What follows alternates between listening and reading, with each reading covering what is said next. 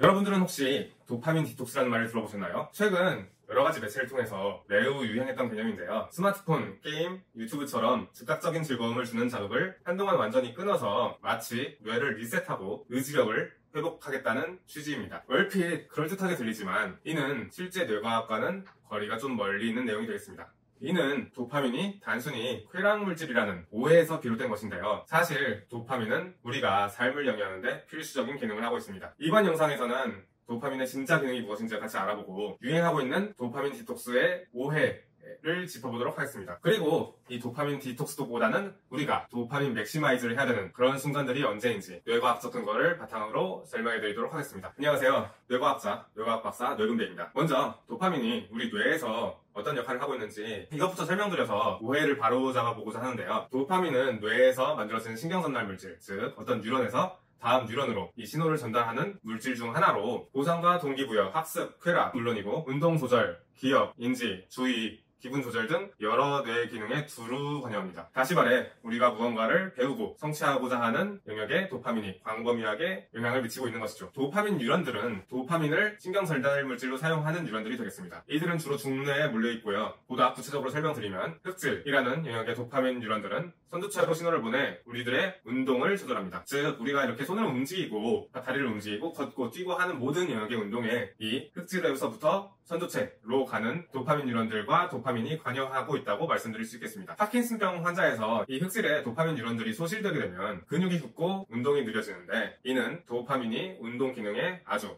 핵심적인 요소임을 나타냅니다. 한편 복측 피계 영역의 도파민 뉴런들은 측좌핵과 전전두엽으로 신호를 보내 동기부여와 보상에 대한 어떤 기대 그리고 의사결정에 영향을 미칩니다. 이 회로 덕분에 우리는 어떤 행동을 했을 때 보상이 나올지 이거를 학습을 하고 그 보상을 얻기 위해 노력하고 집중할 수 있게 되는 것이죠. 따라서 도파민은 우리 뇌에서 운동 조절, 그리고 보상, 의사결정까지 다양한 역할을 하고 있습니다. 하지만 도파민에 대한 대중적 이미지는 다소 왜곡되어 있습니다. 흔히 도파민을 쾌락 호르몬 정도로 알고 있거나 중독을 부르는 매우 위험한 물질 정도로 생각하고 있습니다. 물론 어떤 약물 중독 기전에서 이 도파민이 중요한 역할을 하고 있긴 하지만 정상 범위 내의 도파민 농도는 우리 삶에서 매우 필수적입니다. 실제로 도파민 농도가 너무 낮게 되면은 의욕이나 즐거움이 사라지는 우울증 혹은 집중력이 사라지는 ADHD 등의 문제가 생기기도 하지요. 또한 앞서 말씀드린 파킨슨병 같은 병에 걸리는 사람들도 있겠습니다. 의학계에서는 이런 상황에 있는 환자들에게 도파민을 늘리는 물질을 투여함으로써 증상을 개선하기도 하는데요. 파킨슨병 환자에게는 도파민으로 변할 수 있는 L-도파를 투여하여 부족한 도파민을 보충시켜서 운동 기능을 회복시키기도 하고요. ADHD 환자에게 자극제 약물을 투여하여 뇌의 도파민 및 에피네프린 농도를 증가시켜 주의력을 높이기도 합니다. 이렇듯 도파민은 너무 부족해도 문제인 호르몬이 되겠습니다. 이런 상황에서는 도파민 맥시마이즈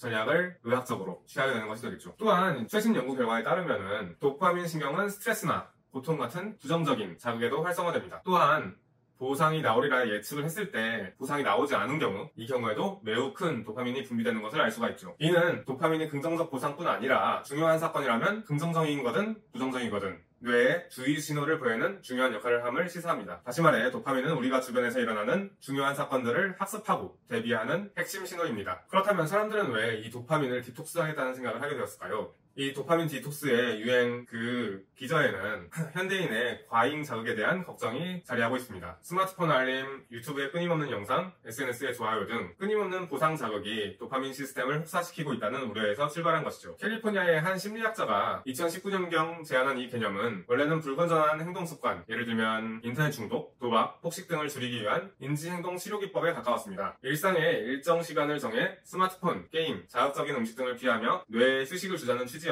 여기에 도파민이라는 단어를 붙인 것이 되겠습니다. 용어 선택이 매우 자극적이어서 사람들의 관심을 끊었고 이후 유튜브나 매체들에 의해서 강조되면서 널리 퍼지게 된 것이 되겠습니다. 핵심적인 오해는 바로 이거예요. 과도한 즐거움을 통해 뇌에 도파민이 바닥나 있으며 한동안 모든 즐거움을 끊어서 이 도파민을 다시 채워야 한다. 마치 도파민을 마약에 빗대서 내성을 줄이기 위한 휴지기를 갖겠다는 발상인데요. 그러나 이는 뇌과학적으로 틀린 이야기입니다. 도파민은 신경세포가 계속 합성하고 분비하는 물질이지 외부에서 충전되는 물질이 아닙니다. 쾌락을 느낀다고 도파민 창고가 비워졌다가 이후 점차 채워지는 그런 종류의 물질이 아니라는 것이죠. 실제 연구에 따르면 보상이나 즐거운 활동을 하면 실제 도파민 분비가 증가하는 것은 사실이지만 도파민 자극을 피한다고 해서 체내 도파민 레벨이 내려가는 것은 아니라는 것입니다. 따라서 뇌과학자들은 도파민 디톡스라는 말 자체가 과학적으로 의미가 없으며 잘못 이해하면 오히려 해로울 수 있다 라고까지 말하고 있습니다. 일부 극단적인 실천자들 같은 경우에는 하루 종일 말도 하지 않고 책도 안 읽고 음악도 안 듣고 스마트폰도 안 하고 심지어 다른 사람하고 눈도 마주치지 않으려 하는 실천하는 사람들이 있는데요. 이들은 즉 어떤 쾌락, 도파민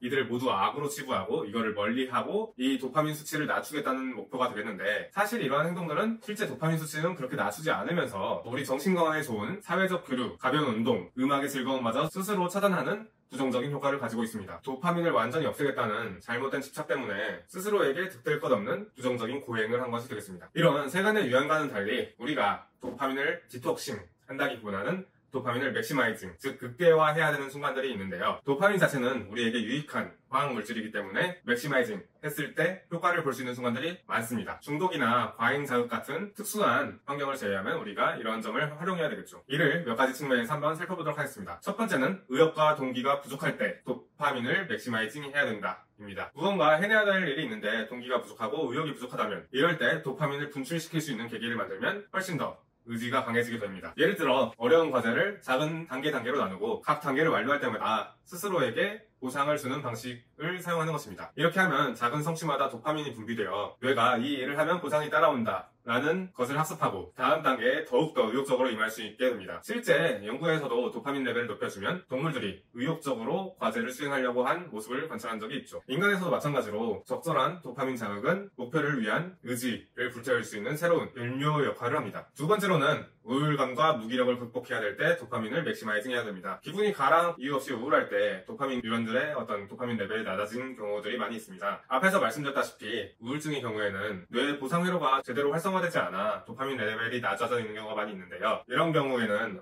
무쾌감증, 아헤도니아가 발생하기도 하지요. 이럴 때에는 몸을 억지로라도 움직여서 도파민 레벨을 조금 올리고 작은 성취를 달성해서 도파민 레벨을 조금 더 올리는 이런 행동들이 중요하다고 말씀드릴 수 있겠습니다. 운동을 하면은 앞서 운동 기능에 도파민이 필수적이었다시피 도파민 레벨이 뇌에서 올라가게 되고 보상계에서도 도파민 레벨이 올라가게 되어 기분이 개선되고 심지어는 불안증, 우울증에도 매우 큰 효과가 있게 됩니다. 한 연구에서는 유산소 운동을 꾸준히 하면 도파민 분비 및 수용체 기능이 향상되어 우울 증상이나 약물 중독으로 손상된 뇌 보상 체계를 치유할 수 있다고도 보고한 적이 있습니다. 이처럼 신체 활동, 충분한 수면, 햇빛 쬐기, 균형 잡힌 식사 등은 모두 뇌의 건강한 도파민 수준을 유지하거나 높이는 생활 습관으로 권장됩니다. 세 번째로는 학습과 창의성을 높이고 싶을 때 도파민을 맥시마이징 해야 됩니다. 뇌는 새로운 자극이나 호기심을 느낄 때 도파민을 분비하여 주의를 집중시키고 그 경험을 장기 기억에 강하게 저장하도록 돕는 경향이 있는데요. 한 연구에 따르면 낯선 환경에 가보거나 새로운 기술을 배우는 등의 새로운 경험을 하면 기억 중추에서 도파민이 활성화되어 기억력이 향상되었다고 합니다. 마지막으로는 음악, 예술 등으로 풍요로움을 더욱더 느끼고 싶을 때 이 도파민을 맥시마이징 해야 됩니다. 음악을 들을 때 가슴이 벅차거나 감동이 벅차오르는 경험을 하신 적이 다들 한 번쯤은 있으시리라 생각이 되는데요. 이 역시 도파민 덕분입니다. 좋아하는 음악을 들을 때 뇌의 보상회로에서 도파민이 분비되어 맛있는 음식을 먹거나 즐거운 행동을 할 때와 비슷한 생리적 반응이 뇌에서 일어나게 되는 것이죠. 실제로 도파민을 차단한 경우에는 음악에 대한 즐거움이 크게 감소가 된다는 연구 결과 또한 존재합니다. 즉 예술적 경험,